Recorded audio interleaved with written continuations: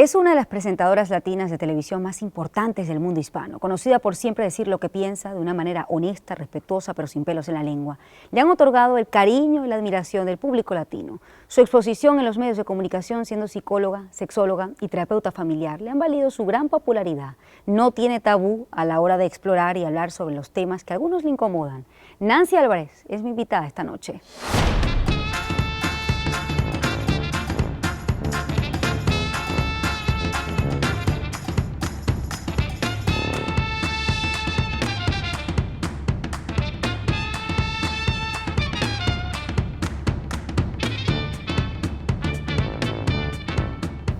La doctora Nancy es mi invitada esta noche. Buenas noches, bienvenida Nancy. Qué gusto tenerla aquí en el estudio. Gracias, gracias. Yo contenta porque me dicen que te ven mucho en Venezuela. Bueno, no comparado con lo que la gente sigue a Nancy, todavía es una audiencia menor, ¿no? Pero bueno, pero allá vamos, allá vamos. Sí, pero todo lo que sea llegar a la gente de Venezuela y decirle cómo la quiero, yo estoy feliz. ¿Ha estado en Venezuela, Nancy? Cuando tenía como 17 años, tenía un poco más. Fui a Venezuela a cantar, porque yo soy cantante desde que yo tengo 15 años. Y entonces fui con un grupo de gringos y la única latina era yo. Entonces yo cantaba Onda Nueva de Ardemaro Romero y todo eso. Empezamos en Aruba y Curazao y yo nada más preguntaba, ¿hay muchos venezolanos? Y me decían, está lleno de venezolanos. Ya yo sabía que ese día eso iba a ser un palo, la gente cantando conmigo y todo. Entonces, le gustó tanto a los gringos lo que yo hice que me llevaron en todo íbamos a varios sitios en Venezuela, pero yo fui a Puerto Ordaz, fuimos a 2 o 3 sitios y ya yo no podía seguir porque yo tenía el estreno de una obra de teatro y yo también producía teatro y soy actriz. Entonces, realmente ya eso era que estaba hecho y toda esa fecha separada, publicitada, yo tenía que irme. A mí me llama la atención cuando busqué quién era Nancy, hay muchas cosas, ¿no? Muchos roles, muchos oficios, psicóloga, hay profesiones, psicóloga, sexóloga, escritora, conductora de televisión, productora, cantante, escritora, creo que ya lo dije. Bueno, en fin, si usted tuviese que definirse, Nancy, ¿cómo se definiría? ¿Con cuál se identifica de todas esas aristas y oficios y profesiones que ha desempeñado? Con todas. Y yo creo que eso lo marcó lo que pasó en mi niñez. O sea, yo realmente quería ser cantante. Y yo desde que tenía 5 años decía que quería ser cantante y estaba peleando con mi papá que me dejara cantar en televisión. Mi papá me decía, usted es muy chiquita, además en esa época estaba Trujillo, y dice, ahorita en 4 o 5 años más tú vas a ser muy bonita y tú no vas a buscar una tragedia a toda la familia, porque si tú le gustas a Trujillo, tú tienes que ser de Trujillo, y el que se oponga a eso lo mataban. Entonces realmente nunca me dejó, y a los 15 años yo le dije, ya está bueno, ya Trujillo hace mucho que se murió, y tú no me dejas cantar, y yo voy a cantar ya. Entonces porque seguía cantando en la escuela, en los coros, en todas partes. Entonces me dijo, ok, vamos a un acuerdo. Tú siempre fuiste buen estudiante. Si tú estudias, tú cantas. Y fue el mejor acuerdo que yo he hecho en mi vida, porque realmente eso me obligó a ser polifacética. Entonces tú me veías, me metí en medicina. Yo tengo 4 años de medicina. Y yo quería ser médico para ser psiquiatra, pero entonces no podía cantar. Y era como una flor que tú no le echas agua. Yo necesito el arte para sentirme bien. Entonces yo dije, no, yo no voy a vivir amargada, porque para poder sacar buenas notas, había que estudiar. O sea, yo llegaba y era estudiando y levantándome a las 5 de la mañana, estudiando, durmiendo 3 y 4 horas. Y dije, no, se acabó. Entonces me fui a psicología clínica y me cambié de carrera. Pero eso me obligó ya a ser cantante, estudiante. Tú me veías a mí con un moño de eso que se usaban en esa época, mis pestañas postizas mucho más grandes que las de ahora, todo mi maquillaje, cogiendo un examen. Y el vestido de lentejuela enganchado ahí atrás, ¿verdad? Nosotros formamos un grupo con Barroco 21, se llamó Barroco 21 con Michael Camilo, el famoso jazzista dominicano. Entonces también era ese grupo, los ensayos, tocaban música clásica y después la ponían en tiempo de jazz. Fue el 440 de los 80. Ahora, pero hoy en día esa faceta de cantante quedó atrás, ¿no? Y se centró más en... Más o menos. ¿Todavía? Yo hago un show educativo, 2 shows educativos musicales donde yo cojo un tema, por ejemplo, infidelidad, que lo he presentado en Bellas Artes, Puerto Rico, Nueva York, en diferentes sitios hasta aquí.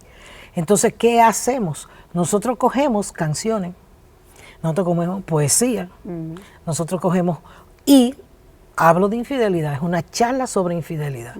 Pero si yo estoy hablando, por ejemplo, de que tú eres casada y estás enredada con otro que es casado, entonces yo canto la famosa bachata. Qué tontos, qué locos cántame somos tú y yo, estando con otros y amándonos. Y esa canción lo explica mejor que 20 horas yo hablando. ¿Entiendes? Sí. Entonces yo usé el teatro, todo, y lo combiné en un show educativo musical. Ahora, conseguir tu voz literalmente fue difícil. Tú no hablabas, tuviste que ir a terapia, ¿no? Yo tenía problemas con la R, lo tengo todavía, yo digo rebelde. Y eso se ríe mucho nuestra querida amiga, la que fue para la política, Juan Carlos, ¿cómo que se llama? No me acuerdo ahora de mi amiga. La cuestión es que ella me dice rebelde, porque yo tenía frenillo y mi hija nació con frenillo, igual que yo. Entonces hubo que operarla. Y yo, no solamente desde ese punto de punto de vista emocional, yo tenía una mamá muy fuerte. Y yo que soy tan demonina, yo no era así. Yo era un angelito, todo el mundo me cogía de boba. Porque mi mamá nunca me dejó desarrollar mi agresividad. Porque te daba un pescozón que te rompía la boca. Si a ti se te ocurría decir una mala palabra, o decirle que no estaba de acuerdo con ella, o lo que fuera. Entonces, eso hizo que yo fuera muy tímida y muy callada. ¿Cuándo se dio ese resurgir de la Nancy que se convirtió en una estrella de televisión? Lo vas a responder al regreso, Nancy. Hacemos una pausa. La doctora Nancy Shirley con la doctora Nancy es el hashtag de esta noche. Usted puede comentar la entrevista a través de las redes sociales que están en pantalla. Ya volvemos. Quiere ver cómo la tierra quiere el agua. Quiere ver cómo en el mar esa mañana.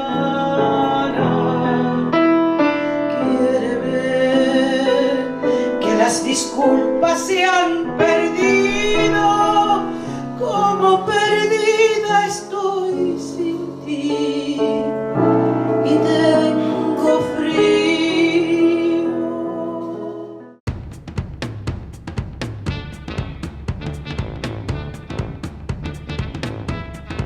La doctora Nancy es mi invitada esta noche. Usted puede comentar la entrevista a través de las redes sociales que están en pantalla. Shirley con la doctora Nancy es el hashtag. A ver, Nancy, te preguntaba cuándo se dio ese descubrimiento, ¿no? De esa Nancy que era introvertida a esa Nancy que se convirtió, en el buen sentido de la palabra, en un animal de la televisión, ¿no?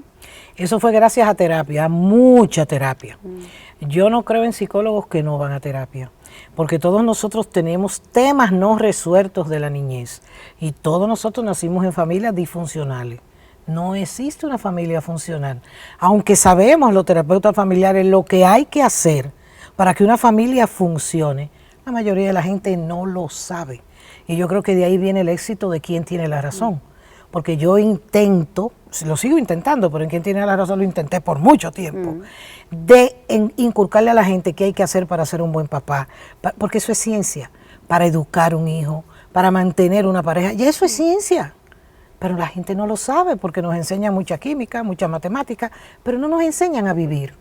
Entonces, realmente, yo siento que yo peleé mucho en ese sentido en mi país, defendiendo a las mujeres, abriendo esos espacios, hablando de sexo cuando nadie hablaba en los 80, defendiendo a los gays en los 80, imagínate. La iglesia me quería ahorcar, todavía me quiere ahorcar, y yo a ellos. Entonces, ir a terapia hizo que yo empezara a sacar eso. Pero como tengo mucha rabia tragada, a veces cuando exploto, ni yo me aguanto. ¿De dónde viene esa rabia? ¿Rabia aquí o a quién? Rabia de que me hicieron tragar todo lo que yo sentía, no lo podía hablar. O sea, mucha rabia con mi mamá, que después de muerta, ella y yo tuvimos en hipnosis una conversación y eso ayudó mucho. Pero mucha rabia porque mi mamá no nos dejaba hablar. Si teníamos un novio, ella le tenía que gustar. Si no, tú tenías que dejarlo. O sea, era una mujer muy dominante, muy fuerte. Y por eso nos cayó. Y eso es bueno que la gente lo sepa. Usted tiene que dejar que la gente exprese lo que sienta. Eso es salud mental. Yo prefiero que usted sea malcriado, pero dígame lo que siente. ¿Y esa relación con tu madre, ella en vida, fue una relación distante, muy distante? No, Fíjate, paradójicamente la que más cerca estaba de ella era yo, porque yo era la psicóloga. Y yo trataba de entenderla, era la que la llevaba al médico, pero tampoco era fácil, porque cuando yo decía que no era no, pues yo me ponía en terca y no lo voy a hacer. Entonces había conflicto, pero ella tenía conflicto con todas nosotros. ¿Y cómo describiría, Nancy, su infancia? ¿Fue una infancia...? Muy difícil, porque desde pequeñita me mandaron a escuelas fuera, porque mi papá trabajaba en los ingenios, donde se hace la caña de azúcar. Y había ingenios que estaban cerca de buenos colegios, pero habían otros que aquello era horrible. Entonces no querían que nosotros tuviéramos esa educación. Y los pobres, con la mejor intención, nos mandaron a un colegio de monjas.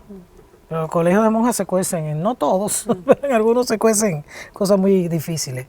Y ahí había mucho abuso de todo tipo, abuso sexual, abuso incluso, por ejemplo, yo odiaba la berenjena. Entonces cuando le daban a uno de cena esa berenjena fría que sabía a demonio, yo no, ahora como berenjena, pero yo la odiaba. Yo le decía, yo no la quiero, usted se la come. Me obligaban a comérmela, la vomitaba y me traían otro plato de berenjena. Una niña de 6, 7 años. Eso es abuso. ¿A qué tipo de abuso, aparte de este que me está contando, fue sometida en esa escuela de monjas? Abuso sexual, o sea, las grandes ¿Fue nos tocaban. abusada? Sí, no puedo decirte que fui violada, que nada de eso, pero la gente cree, el abuso puede ser visual. O sea, si un niño chiquito, un extraño le muestra sus genitales, eso es abuso, porque ese niño no tiene que estar expuesto a los genitales de todo el mundo. Y si se los muestra y se está masturbando, eso es abuso, porque el niño sabe que eso no está bien. Él no sabe por qué, y eso ya crea como un cortocircuito ahí en la vida de esa persona. ¿Y cuál fue su cortocircuito? Yo lo olvidé, o sea, yo olvidé todo lo que pasó en el colegio. Yo no podía recordar ni siquiera, y después que me digan que el inconsciente no es una cosa importante y que Freud es un loco viejo, que me lo digan a mí, que lo he vivido. Entonces, yo fui a terapia cuando vi que tenía problemas, que yo quería superar, que yo quería poder expresarme y defenderme mejor. Y fui a terapia con una persona que le agradezco muchísimo, al doctor Segundo Inverbrugal. Eres psicoanalista, pero un psicoanalista muy moderno. O sea, era mucho terapia cara a cara, pero también hacíamos diván y psicoanálisis profundo.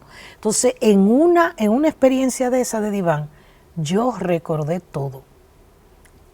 Ahora te puedo decir hasta cómo son los mosaicos, porque todavía está ahí. ¿Y ese abuso fue continuo durante todo el tiempo que estuvo allí? No, era esporádico. O sea, habían algunas de las grandes que abusaban de la chiquita y la tocaban y le decían, tócame aquí, y se exponían, pero no era una persona constante, sino que a veces pasaba. No sé, al menos a mí, no sé qué pasó con otras, ¿tú entiendes? Eso es algo que hay que denunciarlo. No nos podemos quedar callados ni ver como que eso es normal. Eso no es normal. O sea, la sexualidad de un ser humano debe ser respetada a todas sus edades. Fíjate, Nancy, es interesante que a pesar de este episodio en tu vida, donde hubo abuso sexual, tú te dedicaste precisamente a estudiar sexología, Claro. a ser sexólogo. Porque además lo que nos decían era que darse un beso en la boca era pecado. Y que yo podía quedar embarazada si bailaba muy cerca de un hombre.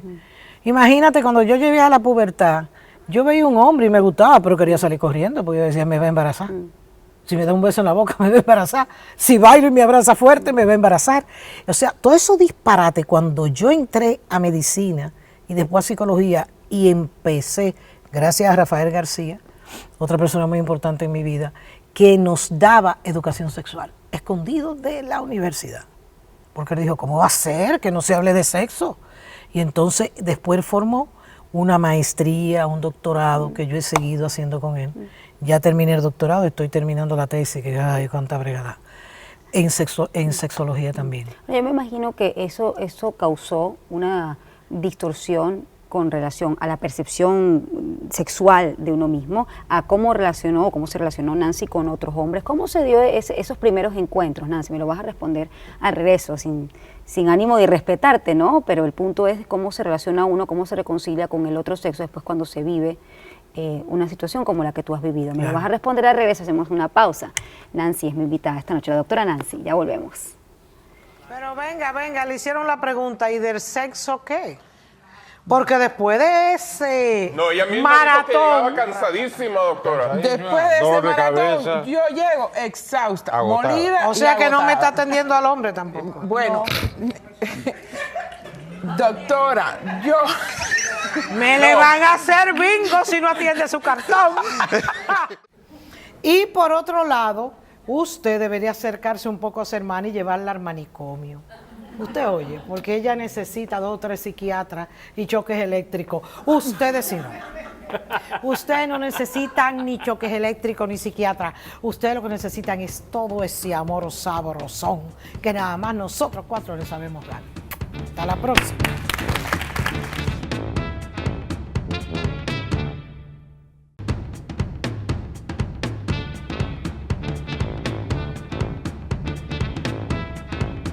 La doctora Nancy es mi invitada esta noche. Doctora, a ver, estábamos hablando de cómo fue esa reconciliación con, bueno, con su cuerpo, con su sexualidad, con la sexualidad de los demás y con los demás, después de esta experiencia de vida. No, pero no fue solamente esa experiencia, son todas las experiencias también de la familia que te dicen que el aborto, que están en contra de esto, que si tú te embarazas te botamos de la casa. O sea, todas esas experiencias negativas que vivimos la gente de esa época, donde no se hablaba de sexo. Ahora se habla mucho y mal, que también es tan malo como lo prohibido y malo. Entonces, fueron muchas cosas que yo trabajé en terapia. Y en terapia recordé eso que yo lo había olvidado. Yo no tenía conciencia ni siquiera de que eso me había pasado. Yo no creo que eso marcó mucho mi vida, porque fueron cosas esporádicas. Fíjate, el abuso sexual es grave cuando es repetitivo, cuando es más, o sea, que invade, que hay penetración, que te dicen, si tú lo dices te mato, o tú verás que ahorco a tu mamá, y el niño entonces además vive eso y vive un terror a decirlo. Gracias a Dios yo no pasé por nada de eso. Digo que eran situaciones que eran como juegos sexuales, pero que un juego sexual de un niño de tu edad es normal y debe ser respetado.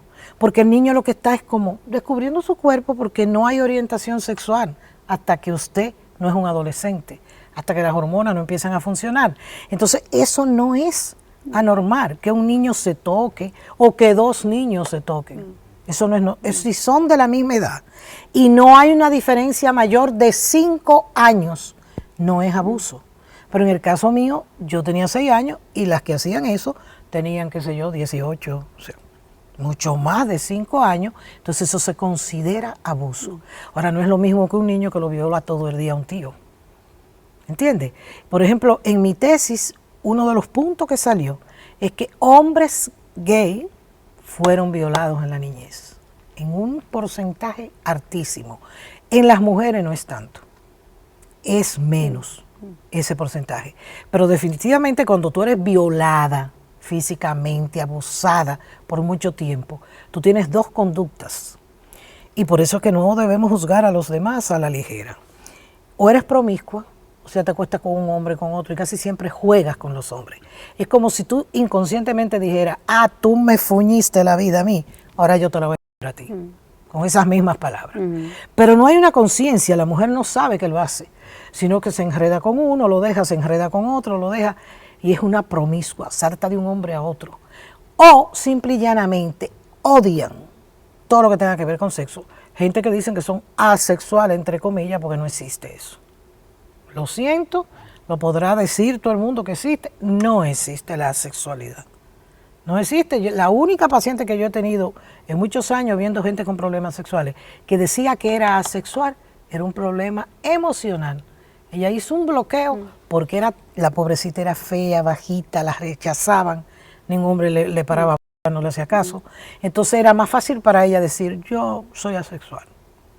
A ver, Nancy, con todo lo que me ha descrito, ¿usted tuvo una infancia feliz? No. ¿Cuándo Yo tuve consiguió etapas felices cuando iba en vacaciones, que los caballos, que la finca, que yo qué. Y con mi papá nosotros teníamos una relación muy estrecha, muy especial. Era un hombre fabuloso. Y entonces, y compensaba un poco lo difícil que era mi mamá, que tenía cosas buenas, pero tenía un temperamento muy difícil. Entonces, realmente, yo creo que si yo volviera a vivir mi niñez, a mí no me gustaría eso. Además, a mí no me gusta el campo, ni los mosquitos, ni que me piquen pájaros raros. Yo soy de ciudades. A mí me gusta Nueva York, a mí me gusta Los Ángeles, San Francisco, París. O sea, yo no me gusta eso de vivir en el campo. Y hoy en día, o en qué momento se sintió feliz, cuando dijo, bueno, quizás he alcanzado ya la felicidad. Yo diría que ha sido primordial mi esposo.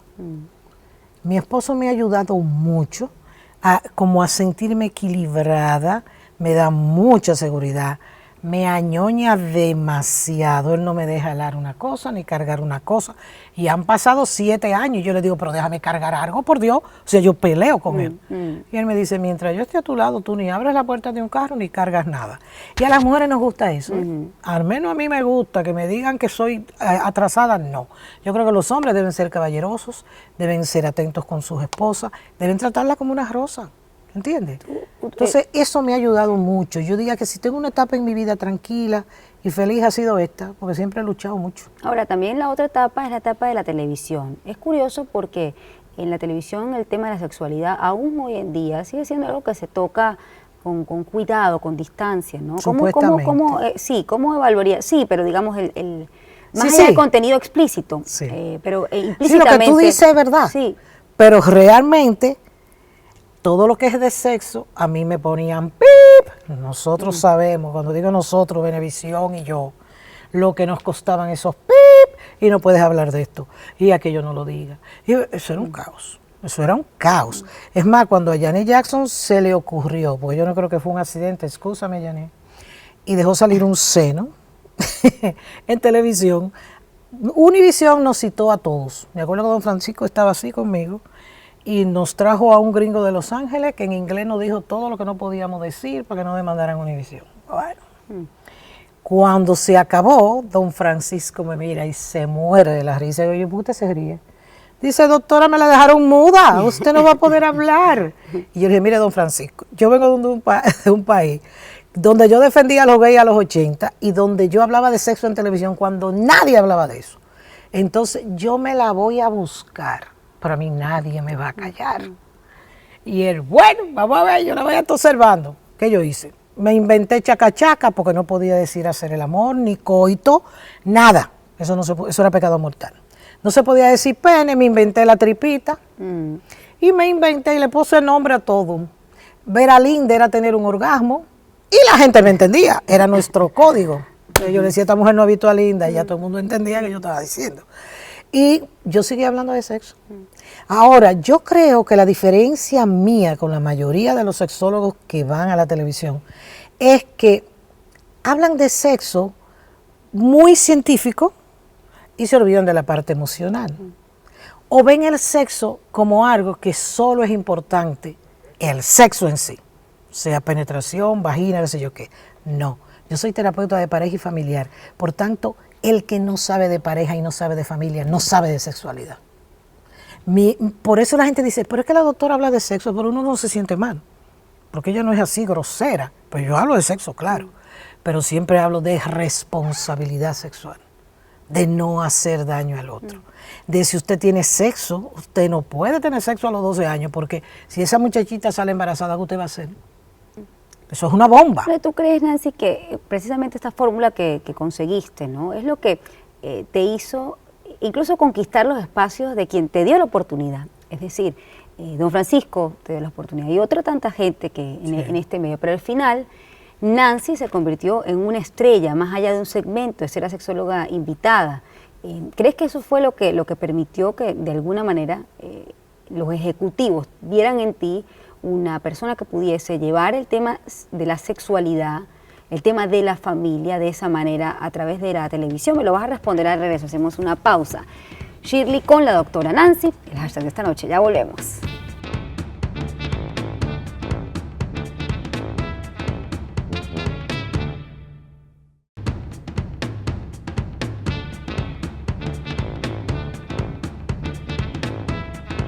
La doctora Nancy, mi invitada esta noche, estamos grabando en los estudios de Cisneros Media, aquí en la ciudad de Miami, una transmisión especial.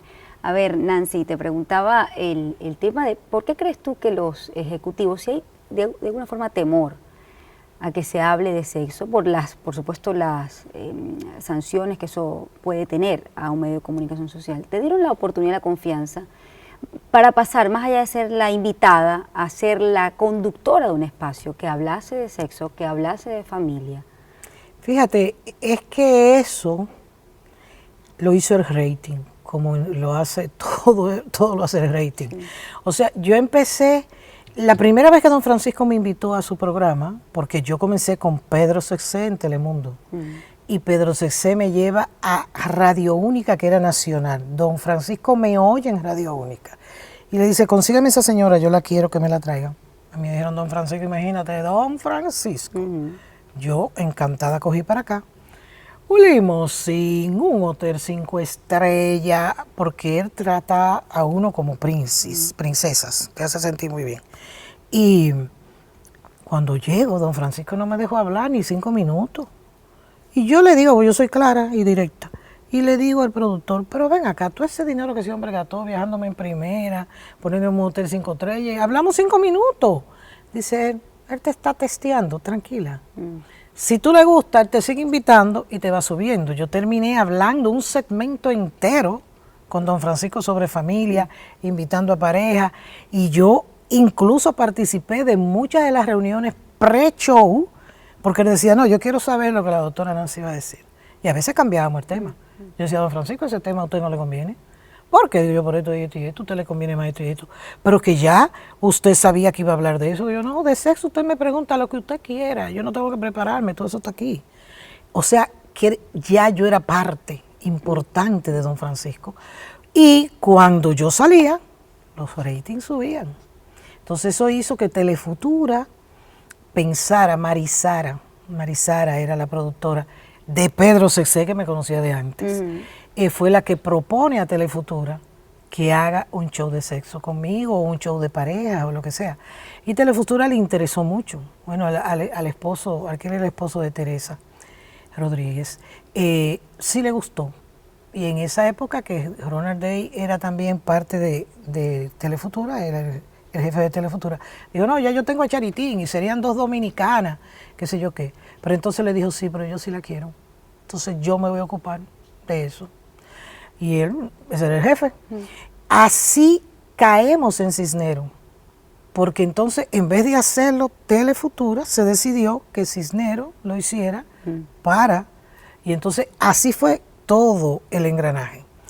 Y así caigo. Yo primero iba a hablar de intimidad y de pareja, de sexo, es una palabra pecado mortal. O sea, yo tuve que inteligentemente disfrazarlo, pero ya yo lo había hecho en mi país. O sea, era repetir, este es un país sumamente atrasado sexualmente. Y la mayoría de la gente que hay en este país no sabe nada de sexo y tienen un concepto, pero bastante estrecho, de la sexualidad. Yo me he quedado fría, yo jamás pensé. O sea, si tú sales de Nueva York o de grandes ciudades aquí, Chicago, quizás tú puedes ver que la gente es más abierta, pero vete para los pueblecitos. Y el tema de la familia, Nancy, ¿qué pasa con la familia estadounidense, ¿no? ¿Cómo lo ve alguien que es latino y que decide hace muchos años vivir aquí? Son muy fríos, son muy distantes, porque son gente muy rígida. Acuérdate que esta gente son ingleses, que vinieron católicos, evangélicos hasta aquí, que vinieron huyendo por la persecución a sus ideas y a su religión. Entonces todavía queda mucho de esa rigidez, de que eso está malo, de que eso no debe ser. Y además, como buenos ingleses, son distantes, son muy fríos. Aquí es cuánto vale, cuánto es, todo. Esto es una escuela. ¿Y una dominicana se encuentra en esa sociedad? No, pero yo creo que por eso es mi éxito, porque todo el mundo se siente solo. Cuando yo digo que es horrible no poder expresar lo que tú sientes, cuando yo trabajo con los padres, con los hijos, en televisión, la gente dice, wow, o sea, ¿cómo va a ser que yo no me había dado cuenta de eso nunca? De que esto no era así. Porque no creo que es que quieran hacer daño, es que no saben. Ahora, más allá del tema de la familia y la madre, que de alguna forma pues marcó el tema de la infancia con relación a cómo expresarse, hay un tema interesante que es que tú viviste en tu infancia una dictadura de manos de Trujillo. ¿Qué recuerdas de esa etapa? Pues eso deja sus secuelas también, ¿no? Claro, eso es otra cosa de que no hables. Acuérdate que tú no podías no hables o que hables bajo, mencionar a bajito. Trujillo. Y cuando yo veía que estaban susurrando, yo tenía 7 años por ahí. Yo sabía que algo raro había y que no sé. Tú sabes que yo hablé con Trujillo, siendo un piojito, porque mi tío era el gerente de el jefe de todos los ingenios. Y trabajó con él un tiempo. Y un día yo estaba donde mi tío y sonó el teléfono y yo, como muchacho chiquito, lo agarré. Y él tenía una voz muy rara, como chillona, pero autoritaria. Y me dijo, ¿está César Álvarez ahí? Digo yo, sí, ¿de parte de quién? Dígale que el generalísimo Trujillo, porque él hablaba como peleando. Y yo salí como una loca, porque yo sabía que era Trujillo, ¿tú entiendes? Pero nunca, ese fue el único contacto que yo tuve con Trujillo. Pero realmente el miedo, nadie podía hablar, todo el mundo tenía terror, no se podía decir nada. Me recuerdo como si lo estuviera viviendo el día que lo mataron. Yo estaba en San Juan de la Maguana, donde unas tías mías en vacaciones, fue en mayo, ya los colegios habían cerrado. Y yo no me había... Y yo le decía a mi tía, ¿pero qué pasa? Cállate, cállate. Hasta que me dijeron, mataron a Trujillo. Pero lo que vino después no fue fácil. O sea... Por eso yo entiendo las cosas que pasan cuando se cae una dictadura, porque entonces vinieron momentos muy difíciles y cambios que todavía han afectado a mi país. Cuando uno echa, digamos, el tiempo hacia atrás y se ve en perspectiva cómo puede afectar la dictadura a un ciudadano, ¿cómo lo describirías en tu caso, Nancy? Mira, yo estoy en contra de los dictadores y hablo mucho de política y mucha gente me dice, doctor, ¿y por qué usted habla de política? No hay nada que influya más en la familia, en la sexualidad, en todo que la política. Porque por los políticos tú puedes o no puedes tener trabajo, tú puedes o no puedes tener libertad, tú puedes o no puedes, bueno, lo estamos viviendo, lo que está pasando con los políticos en el mundo. Entonces, ¿qué pasa? Eso afecta la estabilidad emocional de la gente, quieras o no. Afecta la economía, afecta todo. Entonces yo tengo que hablar de lo político porque las dictaduras crean personas sumisas, calladas, que no se defienden, que no hablan, que no saben cómo relacionarse con los demás. Porque cállate, no digas, cuidado, donde quiera tú estabas viendo si era una gente que iba ahí a contarlo. ¿Tú entiendes? Entonces las familias también autoritarias, estrictas, crean delincuentes. Es tan duro ser así tan fuerte como ser permisivo y dejar que el niño haga lo que le da la gana. Esos dos extremos llevan al mismo sitio, delincuencia. Entonces, fíjate lo importante que es enseñarle al mundo que algo con que los seres humanos no pueden vivir es con no ser libres. La libertad es fundamental y la libertad de decir lo que tú piensas, de sentir lo que tú sientes, como dice Virginia Satir. Ahorita, hablando de esa libertad de decir lo que piensas, es interesante conocer tu opinión, Nancy, con relación a la iglesia, sobre todo tú que estuviste de pequeña, lo que has contado, que fuiste abusada de todo punto de vista, justamente en un colegio de monjas. Y pareciera que la posición de la iglesia durante todo este tiempo ha sido, diría, indiferente con relación a lo que ha pasado en muchos casos, con relación a violaciones que ha habido dentro de la iglesia y si eso se ha callado, ¿no? ¿Cómo es tu relación con la iglesia? Me dijiste que, bueno, que es distante, me lo dijiste antes, pero la pregunta es, ¿eso es algo que desde el punto de vista de la opinión pública has podido expresarlo de forma libre? Me lo vas a responder de regreso, hacemos una pausa. Última parte de la entrevista con Nancy, ya volvemos.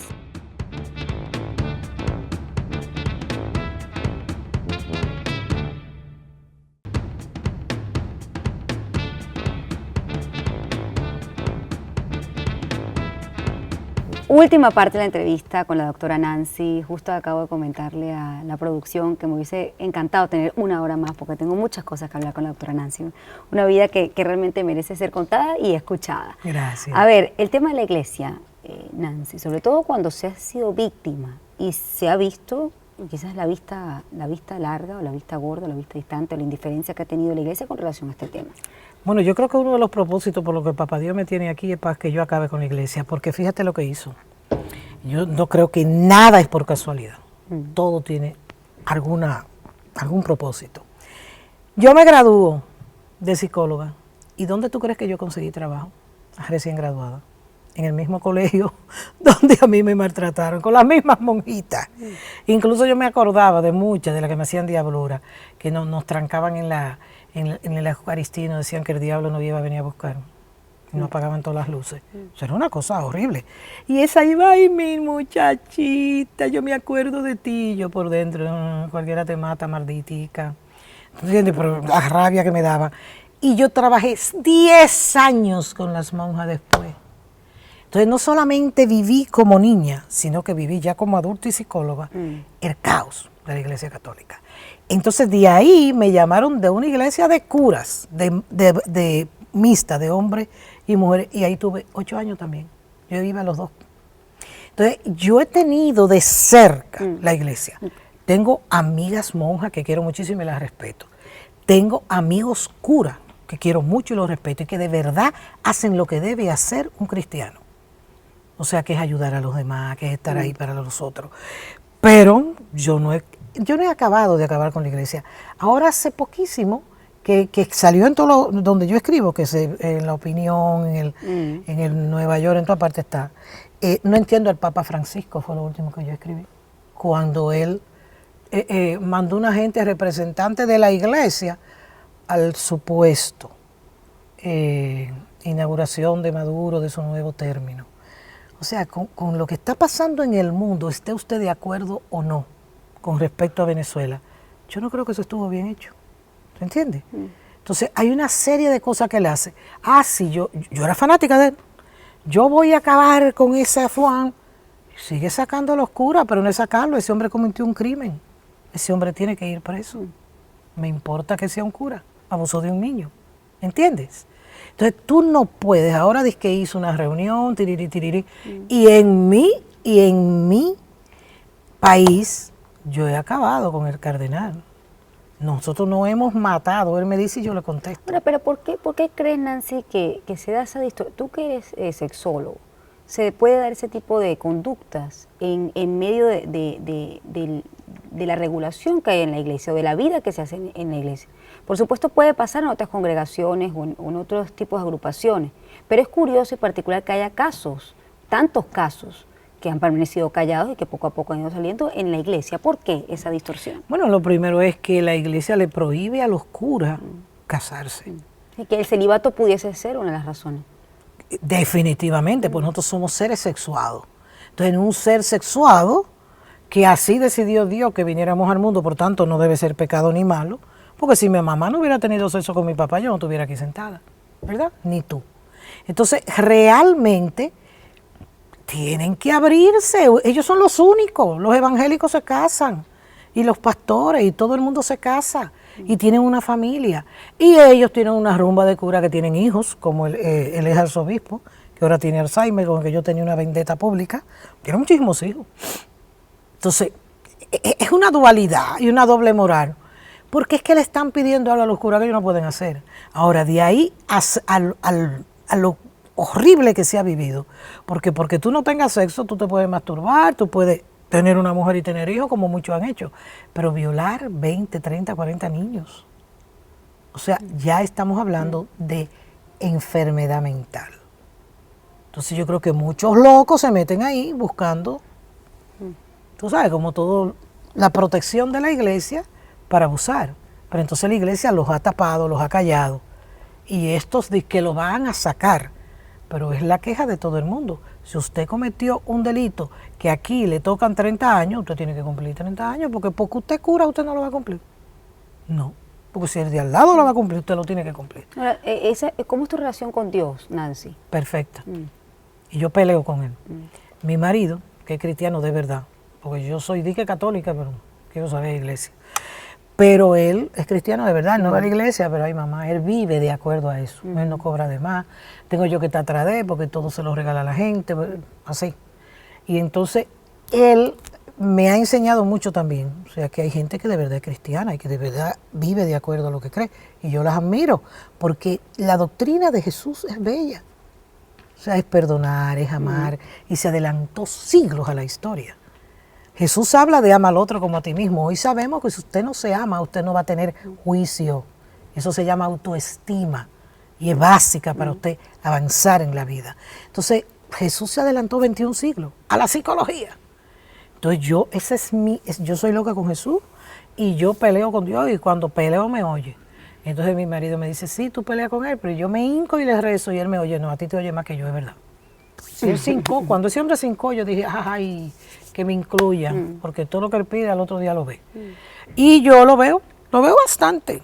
Cuando le digo, bueno, está bueno ya, mira eso, resuélvelo. Nancy, al final, tú te convertiste en una mujer rebelde, Sí. rebelde con la iglesia, rebelde con, bueno, incluso con las cosas que se pueden hablar no en la televisión, rebelde con los silencios. Es que yo estoy harta de una sociedad que es tan mentirosa. O sea, vivimos en una sociedad muy mentirosa, donde la gente tiene dos caras, donde la gente te dice una cosa y hace otra, donde la gente no es directa, donde la gente engaña. O sea, ¿qué es lo que está pasando en el mundo? Ya no hay valores, ya no hay lealtad, ya no hay respeto, todo es un desastre. Entonces, todo está bien. A mí mucha gente me dice ilusa. ¿Y tú crees como me decían ilusa? Cuando yo decía que en el mundo tenía que haber justicia, que no podía ser, que nosotros tenemos que actuar. O sea, a mí no me gusta el mundo en que estoy viviendo y no quiero dejarle ese mundo a mi hija, todavía no tengo nietos. Imagínate a los nietos. Entonces yo me voy a morir batallando y peleando por lo que pienso, porque creo que estoy correcta. A ver, creo que tengo la razón. Y eso va a ser como el famoso programa ¿Quién tiene la razón? A ver, Nancy, ¿dónde vas a estar ahorita en este tiempo en la televisión para seguir hablando de estos temas, ¿no? Porque entiendo que más allá de ser una figura pública, hay un tema que tiene un significado y un propósito, ¿no?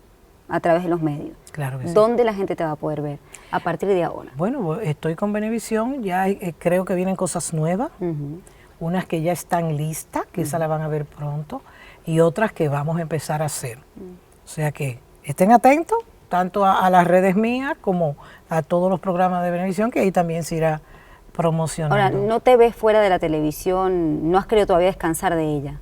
No. Es que cuando yo me alejo de los medios o de cualquier cosa relacionada con arte, yo no soy yo, o sea, yo como que me deprimo, no soy la misma, pierdo mi energía. Acuérdate que yo dejé la medicina porque tenía que cantar, si no cantaba me moría. Y entonces yo pienso además que yo tengo un deber, porque poca gente ha podido estudiar lo que yo he estudiado y tener la facilidad de comunicarlo de manera sencilla. Y yo sé que eso es un regalo que Dios me dio, pero no me lo dio para que yo lo tenga. Me dio para que yo lo use. Entonces yo creo que yo vine al mundo a eso. Y por eso me voy a morir. Me salgo de la televisión, pero me meto en YouTube, me meto en Facebook. O sea, sigo educando, sigo educando. Ahora estoy escribiendo en todos esos periódicos que había dejado de escribir. La cosa es seguir educando. Y me voy a morir así. Yo me veo a los 80 años por ahí con mi cosita, viendo aquí, me asentarme a hablar. Porque no tengo que estar bonita, pero me trato, ¿verdad? No tengo que estar joven. Bueno, estás casado no con un esposo que experto justamente... en medicina antiedad y en células madres, sí. Eso ¿Le ayuda tienes mucho. miedo a envejecer, Nancy? No, no le tengo miedo a envejecer. Lo que pasa es que yo sé que la televisión es carita. Y aunque, por ejemplo, los gringos están claros de eso, porque ahí hay gente viejísima y lo dejan ahí, porque saben que es que no llegaron ayer. Mira a ver si pueden lograr lo mismo con una gente sin experiencia. Entonces, esto necesita experiencia. Y lo que yo hablo no tiene nada que ver con ser hermoso. Yo hablo de cómo ser hermoso por dentro.